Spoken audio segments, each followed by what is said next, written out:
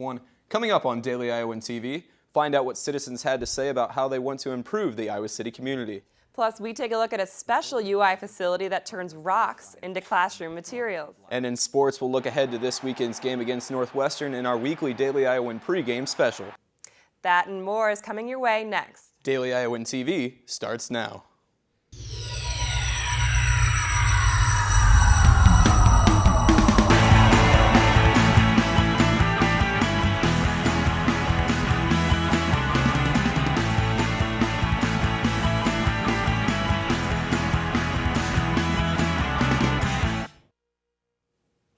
Thanks for tuning in to your Thursday edition of Daily Iowan TV, your television news, sports, and weather source for the Daily Iowan. I'm Dana Davidson. And I'm Josh Bolander. Iowa City residents met today to voice their concerns with the city and look for ways to improve it. This afternoon, city officials met with about 15 community members to hear concerns regarding housing, public transportation, and homelessness in the community. The comments will be sent to the Housing Commission, who will then decide what the biggest issues are and then present them to the City Council. Those in attendance said the meetings like this will help ensure that the community will continue to move in a positive direction.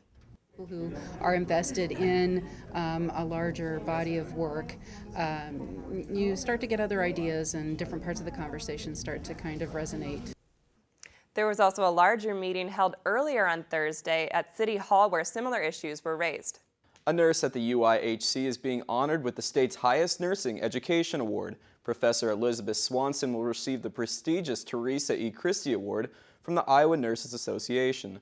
The award recognizes a university-registered nurse that exhibits a strong commitment to the betterment of healthcare through education, practice, or research. Swanson has been researching the effects of Alzheimer's disease to promote positive outcomes for the patients and families. The University of Iowa is working hard towards incorporating the Iowa City community in its efforts to go green. Daily Iowan TV's Adrian Crossley tells us how. This is Adrian Crossley here in the Kinnick Stadium's press box, where the UI is holding this year's sustainability rally. The rally's goal was to create interest among students and community members on how they can live more sustainable lives. The rally was led by Craig Just, an associate professor in the university's engineering department. Just is also the coordinator of the UI Engineers for a Sustainable World. The big thing students can do on campus is, first of all, learn what it means to be a sustainable citizen. Then on a day-to-day basis, all the things that we all know we need to do. Sustainable transportation, you can bike, try to save fuel. Sustainable electricity choices and power choices, turn off the lights. Sustainable food choices. University Housing is also helping the efforts by creating the Sustainability Living Learning Community, where students learn how to be more eco-friendly. I think we're just more conscious of things that are going on now, so we try to help out. For tips on how you can be more sustainable in your daily life, check out the website on the bottom of your screen. Adrian Crossley, Daily Iowan TV. For more information on how you can be a more sustainable citizen, you can visit sustainability.uiowa.edu. UI researchers are hoping improvements to Iowa's roadways could attract more tourism. UI archaeologists recently completed a 2-year plan to make the Iowa Scenic Byway, a road that passes through several of the state's historic areas, eligible for national recognition. That could in turn bring in more federal funding for the recreational developments in the corridor area. The plan suggests hiring a byway manager to coordinate projects and increasing partnership among communities along the byway. Rocks. They may make mountains, but to most of us, they aren't much to talk about. For some URI researchers, however, rocks are both a profession and a way to educate a generation. Daily Iowan TV's Jeff Shane shows us an innovation lab carving opportunity out of stone. Since I was a little kid, my mom tells me she was always pulling rocks out of my pockets when she was doing my laundry when I was probably about 3 years old. Matthew Wartell was able to take that passion for rocks and turn it into a career. He now works as a facilities manager for the Department of Geoscience in the Petrography Lab here at the UI. Now to most, making microscopic slides out of rocks isn't anything too special. However, those in the field know the facilities here on campus can rock your world. One of maybe a dozen laboratories like this that have a full-time professional that do commercial work for anybody who wishes to contract with us. The lab sees business from schools around the country. that send in samples to be used for everything from paleontology to chemical geology.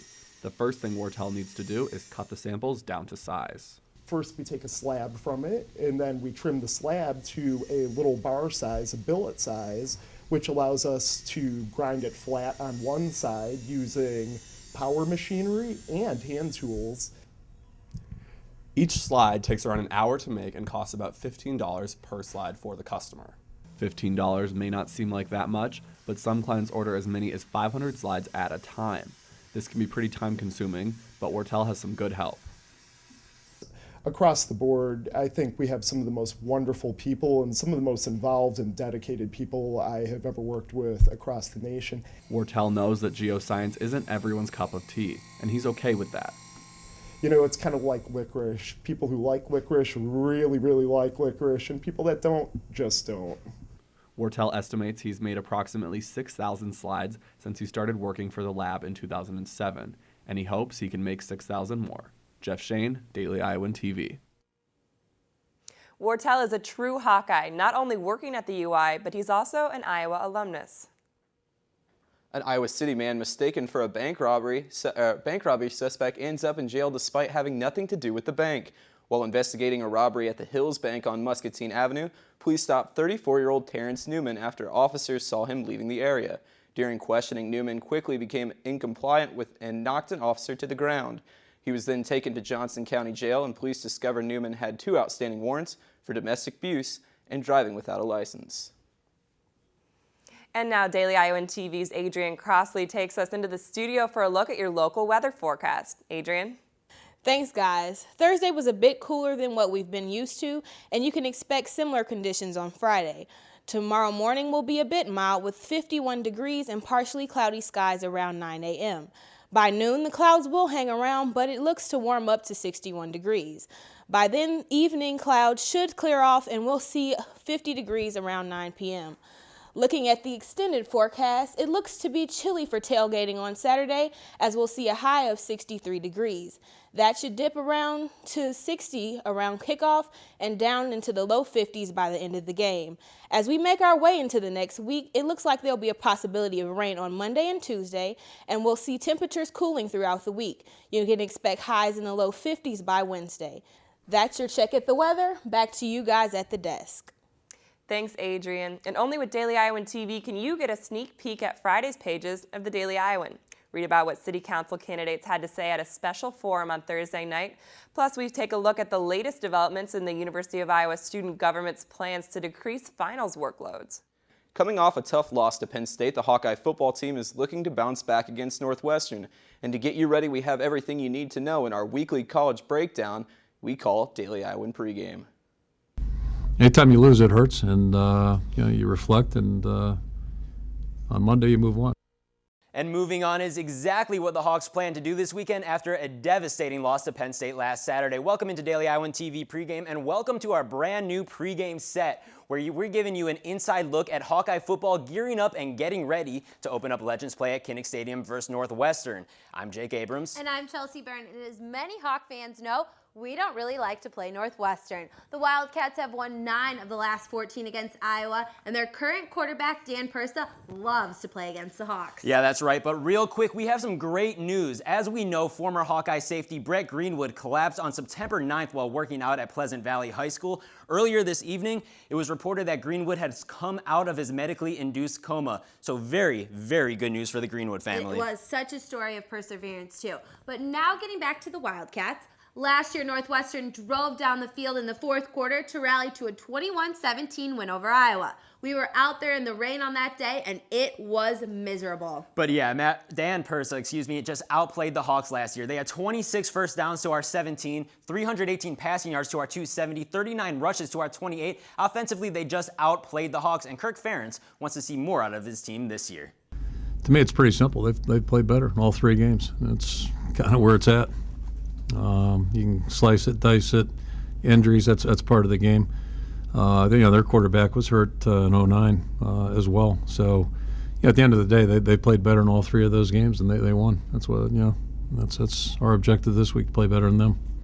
But just what is it about this Northwestern team that gets Iowa every time? As of right now, they're ranked last in the Big Ten, but even that doesn't seem to ease the mind of Coach Ferentz. You know, I see a team that plays hard and plays smart, and I think that's they have an identity, and they have an identity in all three areas, and that's important.